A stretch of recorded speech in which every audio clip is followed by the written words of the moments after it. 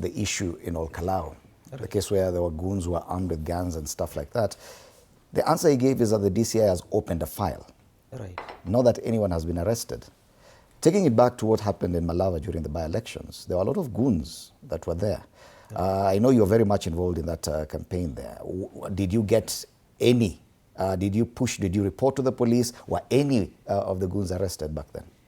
You see, the problem with this country is one, we are sliding back to to the era where before the constitution was amalgamated into 2010 constitution. You remember at that time, all activities in this country were being controlled by politicians.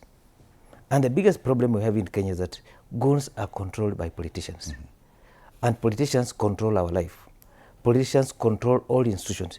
You know, before that constitution was, we had a new constitution.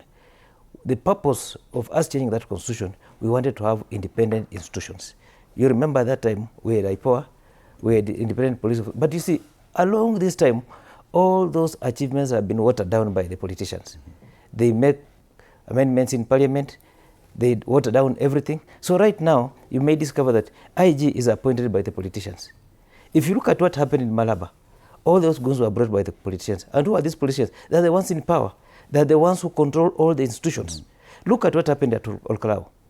All those goons were brought by politicians. They were not brought by churches. If you look at any situation where you see goons being involved, they are being brought by politicians. Why are they doing that? Because they know that even if anything has to happen, there's that impunity.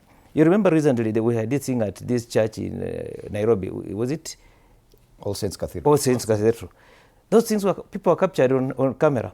The policemen were there. But have you seen how many people have been taken to court? Those small people. But who organized? They even said, we know the person who funded this. Because there's nothing that happened in this country, especially when it comes to goons, without politicians being that. And you know, they do this to protect their interests. They don't protect the interests of the common man. So for me, what I would ask is that, do we require the presidential intervention for goons to be arrested? The reason being, these goons have broken the law. This is a simple thing, that you only require the OCS to move in. But can they do that? They cannot do that, because all these goons, they're being controlled by the state. Right. They're being controlled by the, like what you're saying, the internal affairs unit. Then how do you call it? Interior. Because there's no way, like you saw what NTV was trying to highlight. If you as a journalist can carry out investigation and be able to unmask those people who are involved, what about those people who are trained to do investigation? What have they done?